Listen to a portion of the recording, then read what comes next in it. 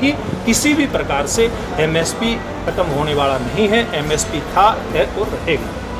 कि किसी भी तरह से किसान के हित असुरक्षित नहीं रहेंगे। मैं चाहूँगा कि प्रधानमंत्री जी के नेतृत्व में आज देश भी पूरी तरह से सुरक्षित है, देश का किसान भी सुरक्षित। देखिए, ये जो हमारी साथी पार्टी है जननायक जनता पार्टी, उसका अंदरूनी मसला है। इसके ऊपर उसी पार्टी के लोग जवाब दे सकते हैं। देखिए, जिसने इसके ऊपर कोई जवाब देना हो वो जवाब दे। लेकिन मैं एक बात कहता हूँ कि जो हरियाणा सरकार है, मुख्यमंत्री मनोहर लाल जी के नेतृत्व में पहले 5 साल बहुत पारदर्शिता के साथ चली और अभी पिछले अक्टूबर में दोबारा से चुनाव हुआ, दोबारा से सरकार बनी और इस बार सरकार में जननायक जनता पार्टी भी शामिल है। तो दोनों पार्टियां मिलकर के किस प्रकार से हरियाणा की जनता की सेवा हम कर सके, किस प्रकार से जो पारदर्शी शासन की शुरुआत पिछले 5 साल में की थी, जन कल्याण के काम जो पिछले 5 साल में शुरू हुए थे, विकास के काम जो शुरू हुए थे, उनको कैसे पारदर्शी तरीके से आगे बढ़ाया जाए, इस काम में हमारी पार्टी और गठबंधन की सरकार लगी। मौजूदा सरकार में विधायकों द्वारा एक दूसरे पर आरोप प्रत्यारोप जो हो रहे हैं, उसको किस तरह से देखते हैं आप? क्या कहना चाहेंगे उसके बारे में? देखिए, कोई किस प्रकार से अपनी बात कहता है कि हर व्यक्ति को बात कहने का अधिकार है, लेकिन कौन व्यक्ति कहता है, कहाँ खड़ा होकर के कहता है, ये उससे जुड़े लोग भी इस बात को किस प्रकार से कह सकते हैं। लेकिन मैं एक बात दावे के साथ कह सकता हूँ कि इस जैसी पारदर्शी, गरीब कल्याण करने वाली, विकास के काम करने वाली सरकार अब से पहले जो पिछले 5 साल पहले बनी थी, यानी कि अब तक जो लगातार चल रही है, इससे पहले कभी बनी नहीं थी। ऐसी सरकार बनी है तो हमारी बनी और आगे भी बनेगी तो हमारी ही बनेगी। व्यक्तिगत आपके ऊपर सीधे तौर पर भ्रष्टाचार के आरोप लगाए जा रहे हैं, तो इन आरोपों को लेकर आप क्या कहना चाहेंगे, जो भ्रष्टाचार के आरोप आप पर लगाए जा रहे हैं? कि मैं केवल इतना कहता हूँ, मेरा जीवन सार्वजनिक जीवन है।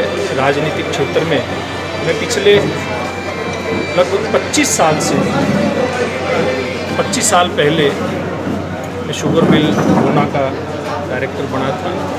उस समय से लेकर के अब तक मेरा जीवन खुली किताब है।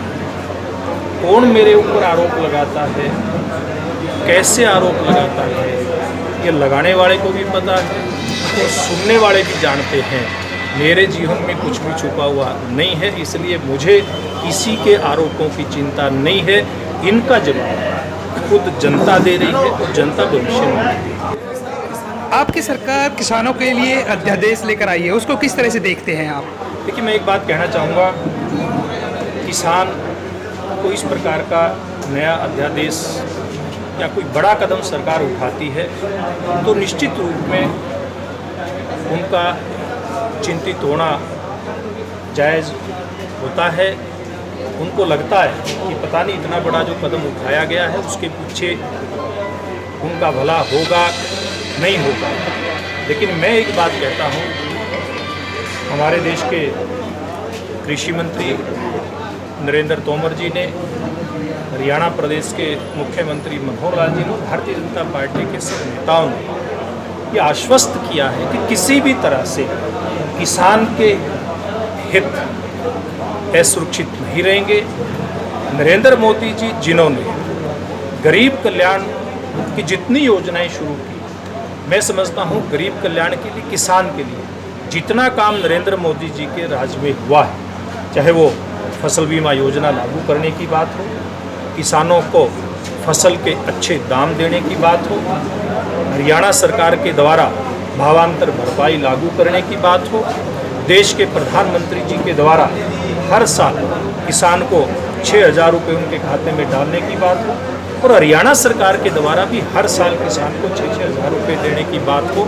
इसके अलावा कृषि क्षेत्र में किस प्रकार से किसान को आत्मनिर्भर बनाया जा सकता है, इस दिशा में जितने भी कदम उठाए जा सकते हैं वो सारे के सारे कदम उठाए जा रहे हैं। इसलिए मैं किसान भाइयों से एक आग्रह करूंगा आपके माध्यम से कि जो हमारी सरकार ने काम किया है, नरेंद्र मोदी जी के नेतृत्व में, हरियाणा में मुख्यमंत्री मनोहर लाल जी के नेतृत्व में, उससे हमारी सरकार की किसान के प्रति मंशा पूरी तरह से पहले स्पष्ट हो चुकी है। और नरेंद्र मोदी जी एक सामान्य परिवार से करके आज देश के प्रधानमंत्री के पद तक पहुँचे हैं। उन्हें गरीब के, किसान के, मजदूर के मन की पीड़ा का उनको बहुत अच्छे प्रकार से एहसास है। इसलिए मैं ये उनको आश्वस्त करना चाहूँगा कि प्रधानमंत्री जी के नेतृत्व में आज देश भी पूरी तरह से सुरक्षित है, देश का किसान भी सुरक्षित है, और नरेंद्र मोदी जी और हमारी सेना के जो जवान हैं उनके चलते हमारा देश भी सुरक्षित है। इस बात के लिए उनको आश्वस्त होना चाहिए और प्रधानमंत्री जी पर विश्वास करना चाहिए। इस अध्यादेश में क्या किसानों की फसल के लिए एमएसपी बरकरार रहेगा या नहीं रहेगा? देखिए, ये बात अभी 2 दिन पहले हमारी पार्टी के प्रदेश अध्यक्ष ओम प्रकाश धनखड़ जी ने किसान संगठनों से चर्चा करके, और हमारी पार्टी के 3 नेताओं की भी एक समिति बनाई थी, उन्होंने भी चर्चा की, और कृषि मंत्री जी से भी उनकी मुलाकात करवाई है। और कृषि मंत्री ने, नरेंद्र तोमर जी जो केंद्रीय कृषि मंत्री, उन्होंने आश्वस्त किया है किसान को। उन्होंने व्यक्तिगत बातचीत में भी आश्वस्त किया और लोकसभा के अंदर भी उन्होंने जवाब दिया है कि किसान की फसल जिसका एमएसपी घोषित होता है और जो एमएसपी के ऊपर जिनकी खरीद होती है वो भविष्य में भी पूर्व की भांति जारी रहेगी।